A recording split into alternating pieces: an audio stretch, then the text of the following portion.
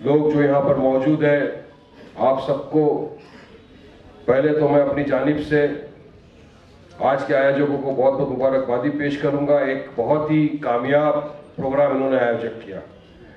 जब मेरे पास जुबैर मेमन साहब और हिसार जाफरी साहब आए थे ऑफिस पर, उन्होंने कहा वारिस भाई सबसे पहला हम ये रख रहे हैं माइनॉरिटी यूथ पार्लियामेंट का एक प्रोग्राम है। मैंने कहा ऐसा कंसेप्ट क्या है? तो जब उन्होंने मुझे कंसेप्ट बताया, मैंने कहा जुबैर भाई मैं आ रहा हूं इंशाअल्लाह, सारे प्रोग्राम कैंसिल करूंगा लेकिन इस प्रोग्राम में मैं जरूर शरीक होऊंगा, क्योंकि मुझे यकीन है इस प्रोग्राम से कुछ मैं अपनी जानिब से नॉलेज दे सकूंगा और भरपूर नॉलेज ले सकूंगा, जो काफी अच्छा होगा सबके लिए। और यहां आकर वाकई यकीन मानिए मुझे इतनी खुशी हुई कि आज के हमारे देश का युवा, आज के हमारे देश की बच्ची, हमारा बेटा इतना नॉलेजेबल है। निर्भया केस के बारे में उसको पता है, कानून में क्या हुआ वो पता है, बुलडोजर पॉलिटिक्स के बारे में पता है, हेट स्पीच के बारे में पता है। हर चीज यानी जो आज की तारीख में चल रही है देश भर में, उसकी जानकारी रखता ही नहीं है, उसके ऊपर उसको डिबेट भी चाहिए।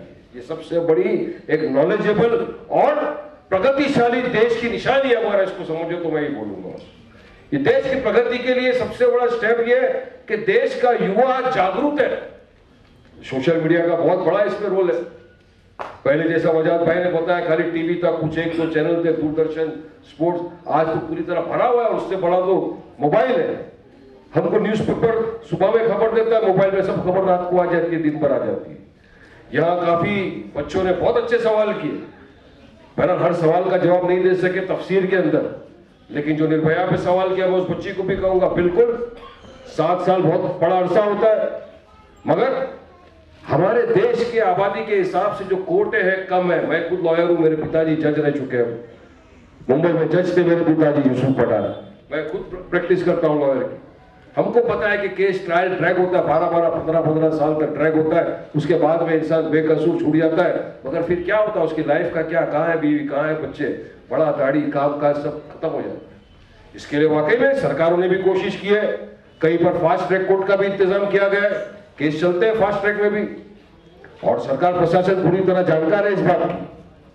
बात नंबर तो यहां पर किसी ने सवाल किया था बुलडोजर के ऊपर, उसमें भी जवाब दिए, बहुत अच्छी बात है।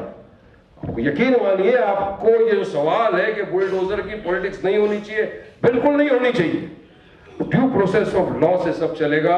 पूरा हमारा भारत देश कायदे कानून से चलेगा। यहां पर आपने देखा मंच पर हर पॉलिटिकल पार्टी के लोग, सबने यही बात की, कायदे कानून की बात की। किसी ने भड़काने की बात नहीं की, भड़काऊ भाषण के ऊपर नहीं कहा। सबने एक ही चीज का, एजुकेशन होना चाहिए, पॉलिटिकल एम्पावरमेंट होना चाहिए।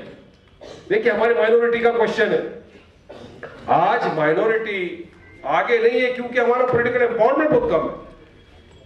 खास तौर से आपने रिजर्वेशन की बात की, रिजर्वेशन कोई रिलीजन बेसिस के ऊपर तो कभी मांगा भी नहीं। वारिस पठान रिजर्वेशन अपने बेटे के लिए नहीं मांग रहा है, तो रिजर्वेशन उन लोगों के लिए मांग रहे थे जिनके माँ बाप का अरमान था कि हमारा भी बेटा, हमारी बेटी पढ़ लिख के बड़ा बने, डॉक्टर, इंजीनियर बने, राज्य के अन्य नागरिकों के साथ कांधे से कांधा मिलाकर अपना नाम रोशन करे। बिल्कुल सही बात है। मुंबई की उच्च न्यायालय ने 5% रिजर्वेशन एजुकेशन में देने का कहा, मगर सरकार नहीं दे रही है। हम तो बोल रहे हैं ना, मराठा भाइयों को रिजर्वेशन दो, धनगर समाज को रिजर्वेशन दो, साथ ही साथ जो मुंबई हाईकोर्ट ने कहा 5% रिजर्वेशन देना मुसलमानों को एजुकेशन में, वो भी देना चाहिए। ये हमारी बात थी रिजर्वेशन पे। तो जो अगर सवाल किसका था और जवाब नहीं दे सके तो मैं वो भी कंप्लीट कर दिया। बात अब रही तीसरी मॉब लिंचिंग पे। अब क्या उस पे एक एजुकेशन माहौल है, इसके ऊपर इतना बोलने की जरूरत नहीं है। मैं रोज टीवी पे बोल बोल के थक गया, 5 घंटा रोज बैठता हूँ, 4-4, 5-5 चैनल के ऊपर यही काम है। अब यहाँ बोलने से मजा नहीं आएगा, वातावरण भी वो नहीं है, अच्छे लोग एजुकेटेड माशाल्लाह बैठे लोग हैं। हाँ, नहीं होना चाहिए मॉब लिंचिंग। आपको, वारिस पठान को, यहाँ बैठे जितने भी, किसी को अधिकार नहीं है कि कायदा कानून हाथ में ले किसी नियत्ते को मार दे। आपको लगता है किसी ने गलत काम किया, कोई तस्करी कर रहा है किसी चीज की, आप जाइए पुलिस स्टेशन में केस करिए, पुलिस उसको अरेस्ट करे। कायदा कानून का पालन करना सबको जरूरी है। बात निकली हेट स्पीच देने की। कैमरामैन भाई साहब जरा आहिस्ता, मेरा आवाज आपसे भारी है। यहाँ सलीम सारंग साहब मौजूद है, उन्होंने भी कहा वारिस भाई बिल्कुल, मीरा रोड पे वो भी गए थे, उन्होंने भी काफी एक्टिव पार्टिसिपेट किया वहां पर कि हेट स्पीच देकर आप एक ही काम कर रहे हो, देश का वातावरण खराब। ये वातावरण खराब करने के लिए बाहर से चुनिंदा लोगों आए जो इस तरह की बयानबाजी करके एक खुशहाल माहौल को खराब करने की कोशिश कर। हमने डीजीपी से मुलाकात की थी, डीजीपी साहब को निवेदन दिया कि आप एक्शन लीजिए, इस तरह के भाषा को रोकिए, इस तरह के भाषणों को रोकिए, परमिशन मत दीजिए, वरना वातावरण खराब हो सकता है। डीजीपी साहब ने आश्वासन दिया करेंगे। 3 दिन बाद हमारे भाई कल्ला में कभी जिंदगी में नहीं हुआ, वहां पे हो गया। ये अल्फाज इस्तेमाल नहीं किया, उसकी वजह से मॉब लिंचिंग हो गया उसको। तब भी पुलिस वालों ने बहुत फास्ट काम किया, मुंबई पुलिस की दाद देता हूं। और हमारे हिंदू भाइयों ने भी आके हमारा समर्थन किया, उसमें भी कहा कि बिल्कुल वारिस भाई आप सच बोल रहे हो, आपके साथ खड़े, किसी को जबरन कोई अल्फाज बुलवाने का अधिकार नहीं है और मॉब लिंचिंग करने का अधिकार नहीं है। सबने समर्थन किया, उनको अरेस्ट किया एफआईआर करके, आज जेल में। तो महाराष्ट्र की पुलिस सक्षम है ऐसे लोगों को रोकने के लिए, या बर्दाश्त नहीं किया जाएगा इस तरह की बात। आपके सवाल का चौथा जवाब भी हो गया। अब 5वां माइनॉरिटी को आगे आना बहुत ही जरूरी है। किस तरह से आप आगे आएंगे? पढ़ाई लिखाई करेंगे तो आएंगे। आज मुसलमान वर्ग सोशली, एजुकेशनली, इकोनॉमिकली बैकवर्ड है। वारिस पठान नहीं बोल रहा, महमूद रहमान कमेटी का रिपोर्ट, 3 कमेटी का रिपोर्ट है, सच्चर कमेटी का रिपोर्ट है, जो दर्शाता है कि देश का मुसलमान सोशली एजुकेशनली बैकवर्ड है। अब तो दलित भाइयों से भी पीछे हो गया। तो मिलना चाहिए, आप पढ़िए लिखिए, आगे बढ़िए, अच्छा जॉब कीजिए।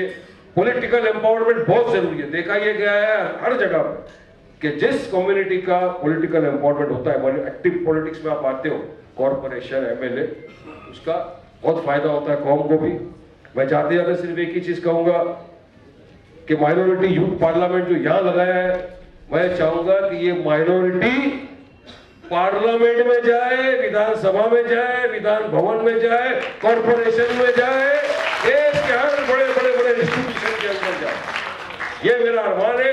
अल्लाह से दुआ है कि अल्लाह आप तमाम को अपनी जायज मकासद में कामयाब करे, आप भी पढ़े लिखे बड़े करें, देश का नाम रोशन करें, हमारे राज्य का नाम रोशन करें। जय हिंद, जय महाराष्ट्र।